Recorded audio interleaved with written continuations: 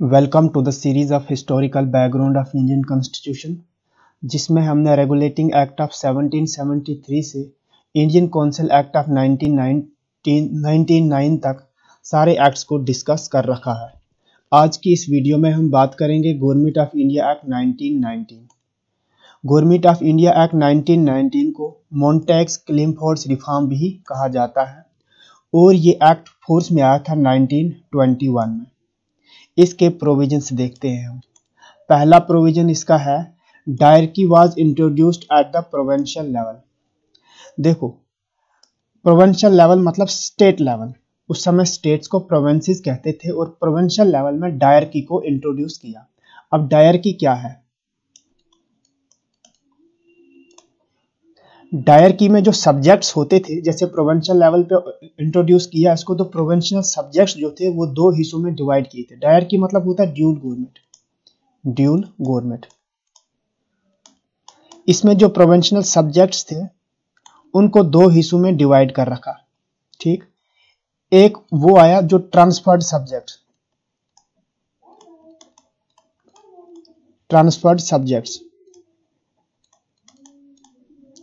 और दूसरे हिस्सा जो दूसरा इसका कंपोनेंट था वो था रिजर्व्ड सब्जेक्ट्स।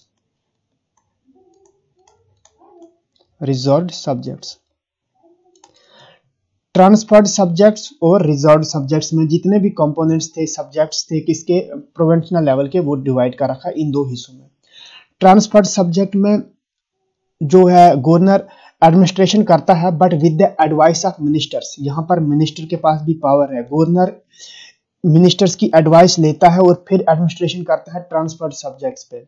बट जो रिजर्व्ड सब्जेक्ट्स है इसमें सारी की सारी पावर गवर्नर्स को ही है। यहाँ पे मिनिस्टर की कोई भी एडवाइस गवर्नर नहीं लेता है।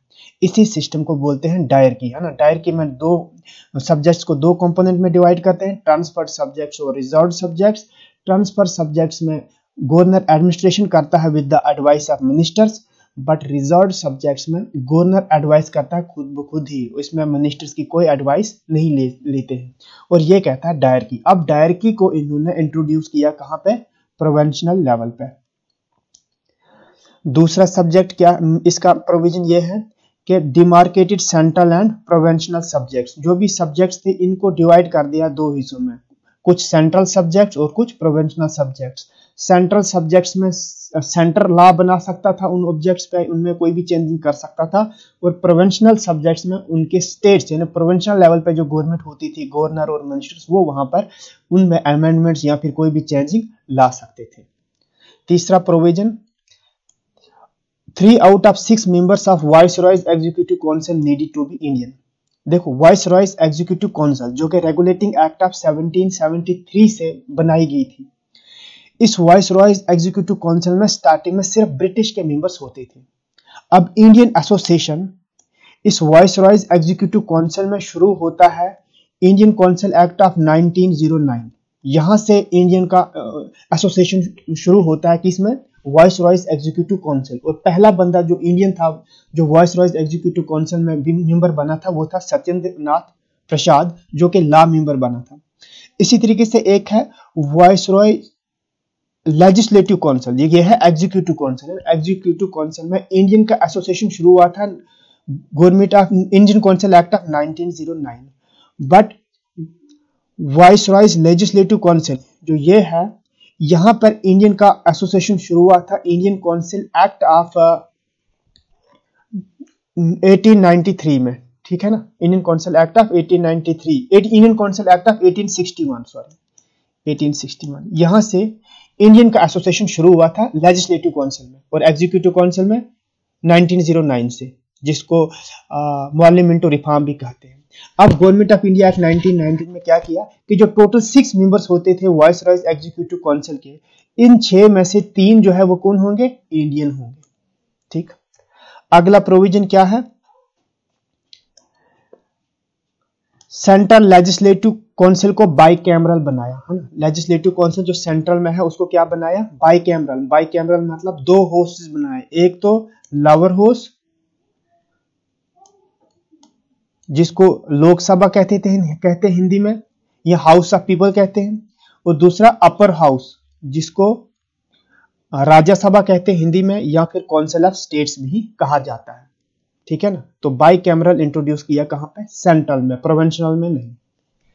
और अगला प्रोविजन देखते हैं, fifth provision, direct election was introduced, मतलब फर्स्ट टाइम जो डायरेक्ट इलेक्शन इंट्रोड्यूस किया वो किस एक्ट में किया, बहुत इंपॉर्टेंट है, गवर्नमेंट ऑफ इंडिया एक्ट 1919 में। फिफ्थ प्रोविजन देखते हैं इसके, separated the provincial budget from the central budget, बहुत इंपॉर्टेंट, प्रोविंशियल बजट को सेपरेट किया सेंट्रल बजट से। अब सेंट्रल बजट बनाएगा सेंट्रल लेवल के लिए, और पैरेलली प्रोविंसेस मीन स्टेट्स में भी बजट बनेगा, वो प्रोविंशियल लेवल होगा। देखो सिमिलर डेवलपमेंट्स हुई है कुछ एक्ट्स में, जैसे कि चार्टर एक्ट ऑफ 18, एक एक्ट है, कौन सा, एक देखो तीन सिमिलर डेवलपमेंट्स हुई है। एक ऐसी डेवलपमेंट हुई है कि जुडिशरी को सेपरेट किया है रेवेन्यू से, दूसरा है कि गवर्नर जनरल एग्जीक्यूटिव काउंसिल को और लेजिस्लेटिव काउंसिल को सेपरेट किया, और तीसरी डेवलपमेंट यहां पर यह हुई कि प्रोविंशियल बजट को सेपरेट किया किससे, सेंट्रल बजट से, ठीक है। अब जो पहला है कौन सा, कि जुडिशरी को सेपरेट किया किससे, रेवेन्यू एडमिनिस्ट्रेशन से, यह हुआ है चार्टर एक्ट ऑफ 1793 में, ठीक है ना। जुडिशरी को सेपरेट किया रेवेन्यू से किसमें, चार्टर एक्ट ऑफ 1793 में। इसी तरीके से एग्जीक्यूटिव को सेपरेट किया लेजिस्लेटिव से, यह है चार्टर एक्ट ऑफ 1853 में हुआ ये। और अब प्रोविंशियल बजट को सेंट्रल बजट से सेपरेट किया किसमें, गवर्नमेंट ऑफ इंडिया एक्ट 1919 में, बहुत इंपॉर्टेंट। अगला प्रोविजन वो ये है, separate electorates for 6 Indian Christians, Anglo Indians and Europeans. देखो सेपरेट इलेक्टोरेट को शुरू किया था इंडियन काउंसिल एक्ट ऑफ 1909, जिसको मॉर्ली मिंटो रिफॉर्म भी कहते हैं। वहां पर सेपरेट इलेक्टोरेट मुस्लिम्स के लिए इंट्रोड्यूस किया, और अब इस एक्ट में ये सेपरेट इलेक्टोरेट एक्सटेंड किया, सिख्स को भी दिया, इंडियन क्रिश्चियंस को भी दिया, एंग्लो इंडियंस को भी दिया और यूरोपियंस को भी दिया, यानी 4 और कम्युनिटीज को सेपरेट इलेक्टोरेट दिया। अब अगर दोबारा से आपको मैं रिवाइज कराऊं कि सेपरेट इलेक्टोरेट क्या होता है, सेपरेट इलेक्टोरेट में क्या करते हैं, सीट्स को रिजर्व करते हैं उस कम्युनिटी के लिए, और फिर उन रिजर्व्ड सीट्स में सीट्स को रिजर्व करेंगे कम्युनिटी के लिए, और फिर उन रिजर्व्ड सीट्स में उसी कम्युनिटी के लोग वोट पोल कर सकते हैं। यह कहलाता है सेपरेट इलेक्टोरेट। और अब तक सेपरेट इलेक्टोरेट कितने कम्युनिटीज को दिया, पहले तो मुस्लिम्स को दिया इंडियन काउंसिल एक्ट ऑफ 1909 में, और अब गवर्नमेंट ऑफ इंडियन एक्ट 1919 में 4 और कम्युनिटीज को दिया, और वो ये है 6 इंडियन क्रिश्चियंस, एंग्लो इंडियंस और यूरोपियंस।